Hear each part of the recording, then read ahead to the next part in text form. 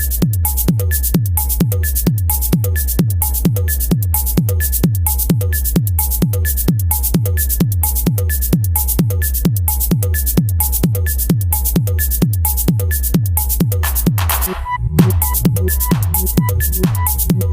va passer à la prochaine vidéo. Donc c'est le deuxième chapitre. Donc c'est aller au-delà des stéréotypes. Alors, nous allons voir avec cette vidéo 3 générations différentes qui parlent de la jeunesse d'aujourd'hui. À vous les studios. Bonjour, jeune et étudiante en BTS à la maison familiale et rurale de la Tour d'Aigle, nous nous interrogeons sur notre place dans la société. Pour cela, nous avons choisi d'interviewer 3 personnes de différentes générations pour observer si la place du jeune dans la société a évolué.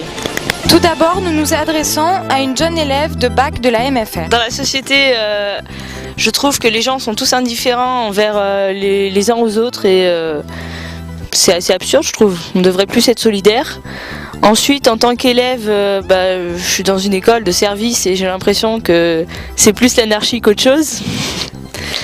Et en tant que professionnel, je trouve que les professionnels sont assez sympas avec les jeunes en alternance parce qu'ils nous permettent déjà d'évoluer dans un domaine qu'on ne connaît pas forcément. Comment penses-tu que le jeune sera considéré dans 20 ans ? Alors dans 20 ans, je pense que ce sera peut-être pire qu'aujourd'hui parce que j'ai l'impression que ça va plus en se dégradant qu'en avançant. Après la vie d'une jeune, nous nous intéressons à la vie d'une formatrice. En tant que formatrice, que pouvez-vous nous dire sur la place de la jeunesse dans la société ? Je pense qu'elle n'est pas encore assez écoutée et je pense qu'en termes d'initiative, de création, de dynamisme, ça vient justement de la jeunesse et qu'elle devrait être écoutée davantage et que les idées devraient être plus mises à profit. Voilà. Pouvez-vous nous donner quelques points de divergence par rapport à votre place en tant que jeune dans la société ? Donc au niveau des points de divergence, on va dire que déjà au niveau des technologies de communication, c'est vrai que maintenant avec les réseaux sociaux type Facebook et avec l'accélération de la communication, là-dessus ça reste une vraie divergence, une vraie différence, puisque maintenant la jeunesse peut communiquer très vite et très loin et même réduire la distance. Pour nous, peut-être que c'était moins évident quand on voulait communiquer des idées ou si on voulait s'opposer à certains courants de pensée ou si on voulait exprimer nos positions sociales ou politiques. C'était peut-être un petit peu plus lent ou différent. Voilà, là ça va beaucoup plus vite là maintenant chez vous, dans tous les sens du terme. C'est peut-être un des points divergents. Alors, comment à votre époque le jeune était-il considéré ? Bien considérés. Enfin, on les considérait sans a priori. C'était une jeunesse. Les gens aimaient les jeunes, comme maintenant on aime les jeunes. Comment voyez-vous la jeunesse ? Je la vois. Regarde la différence avec celle d'avant. La jeunesse, c'est la jeunesse. Quand on est jeune, on est appelé à faire certaines bêtises, mais ça, c'est l'âge qui le veut.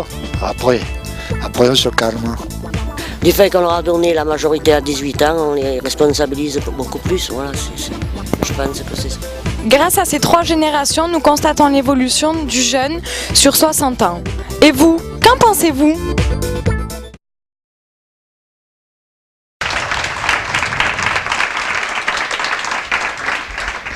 Alors au vu de cette vidéo et de tout ce qui a été dit dans ce reportage, pensez-vous, vous les jeunes, qu'il est avantageux d'être jeune dans cette société finalement ?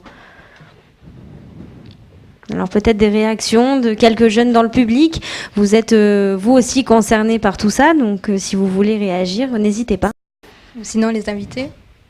Je pense que d'un côté il est avantageux d'être jeune. C'est vrai qu'on a certains avantages qu'on ne peut pas reprocher à la nation. On a des réductions, on a le droit d'aller à l'école, autrement c'était pas forcément toujours possible.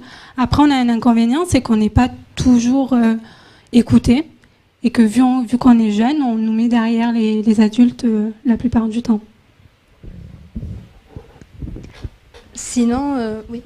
Oui, moi, ce qui m'a marqué dans le petit film qu'on vient de voir, c'est la différence. En fait, on voit d'abord une jeune de bac qui explique qu'en fait, elle se sent pas considérée, que le jeune est mal perçu par les adultes, d'après elle. Et puis après, on voit la personne âgée qui dit « Mais non, nous, les jeunes, on les aime, on les voit bien. » Donc je me demande, est-ce que finalement, c'est pas une vue de l'esprit aussi de la jeunesse de penser qu'elle est mal considérée? Alors, par rapport à ce que disait Monsieur Josdou tout à l'heure sur l'amplification de ce stéréotype du jeune mauvais, etc., véhiculé par les médias, ça peut certainement renforcer cette idée du jeune qu'il n'est pas entendu, qu'il n'est pas écouté. Enfin, voilà. Des réactions peut-être? Oui. C'est juste pour donner un petit éclairage supplémentaire. Il faut savoir que la jeunesse, il y a un âge où pour se construire, on est obligé de s'opposer à ce qui ronronne, quoi. Donc c'est nécessaire, hein, tout le monde a vécu ça. Si vous prenez chez les Grecs, même au début du siècle, enfin au début à l'an 100, il y avait des gens qui écrivaient la jeunesse est l'état le pire puisque nos jeunes sont vils, ne veulent rien faire, ils sont toujours en opposition. Et ça date de 2000 ans. Oui, c'est pas nouveau. Donc il y a forcément, il y a un âge, quand on commence à grandir, on commence à prendre des attributs d'adulte, on s'oppose un peu à l'adulte parce qu'on a envie de construire son monde aussi. Et on n'est pas forcément envie de rentrer dans le monde. Voilà. De tout temps, la jeunesse a un petit peu emmerdé le monde, excusez-moi du terme, hein, un peu emmerdé l'adulte, mais pas forcément méchamment, parce qu'à un moment donné, ils veulent leur place aussi. Et c'est normal. Je crois que c'est du boulot de l'adulte et du jeune, mais de l'adulte aussi de prendre conscience de ça et de donner une place aux jeunes. Voilà.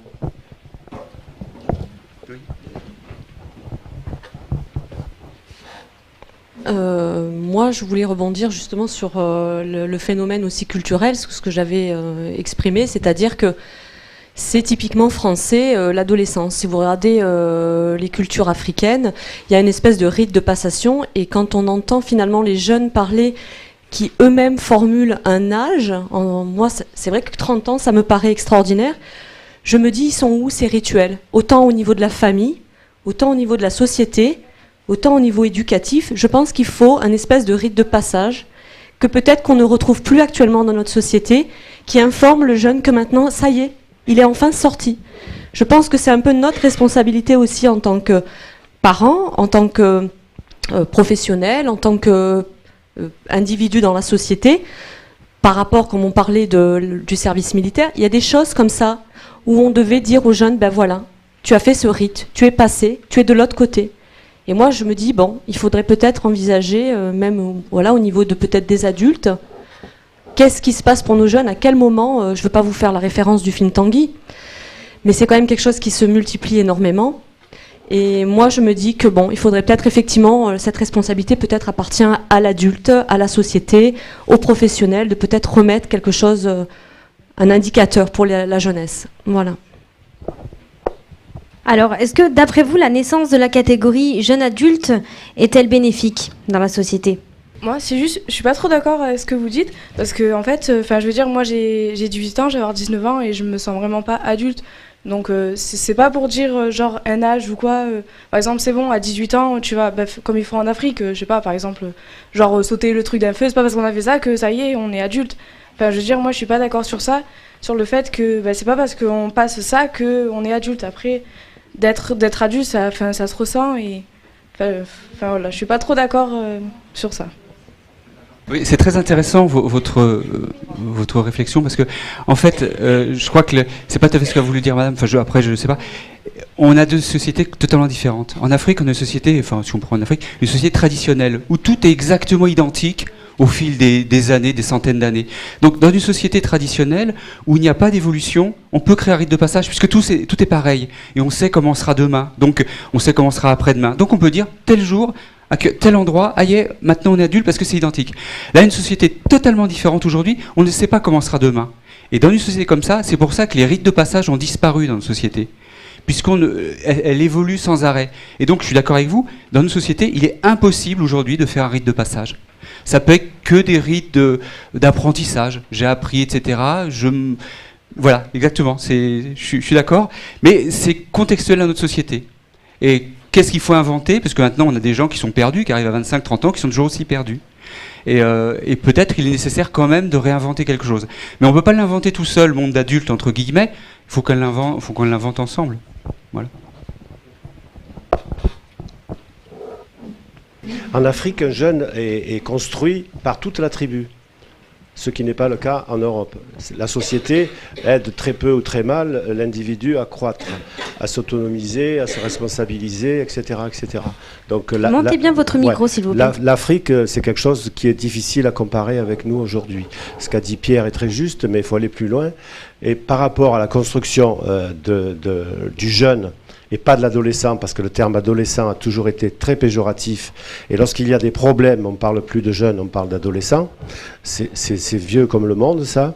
Donc faites attention à ceux qui emploient plus facilement le terme adolescent que le terme jeune. Ensuite, croître, se responsabiliser et devenir adulte, entre guillemets, c'est pas quelque chose de linéaire. C'est quelque chose qui se construit et qui se partage avec l'autre, qu'il soit le même que vous, c'est-à-dire le même âge, la même formation, etc. C'est culturel. Donc tout ça, à mon avis, ne peut pas se définir là en 5 minutes parce que c'est assez complexe. Je ne crois pas qu'aujourd'hui... alors, l'autre jour, pour ceux qui y étaient, on a écouté M. Jean Viard qui nous a parlé justement que les jeunes aujourd'hui étaient jeunes jusqu'à 30 ans. C'est les sociologues qui le disent. Il a parlé des pourcentages, c'est ce que Pierre a dit, etc., etc. Donc tout ça est une société assez complexe. Il rajoute aussi qu'à la défense des parents, entre guillemets, c'est une société qui va très vite, qui est instrumentalisée comme jamais et qui, sur le plan humain, sur le plan de l'humanité, des gens les uns envers les autres, et on va dire à des années-lumière derrière. Ce qui veut dire que les parents, et, enfin, moi j'en fréquente assez parce que c'est ce que je fais en ce moment, enfin, mes activités, ont besoin d'être aidés souvent autant que les enfants, autant que les jeunes, parce qu'ils sont paumés, complètement paumés. Et ça vient aussi du fait qu'ils sont monoparentales, qui sont ceci, qui sont cela, au chômage, etc. Enfin, ça vaudrait d'y passer un bon moment là.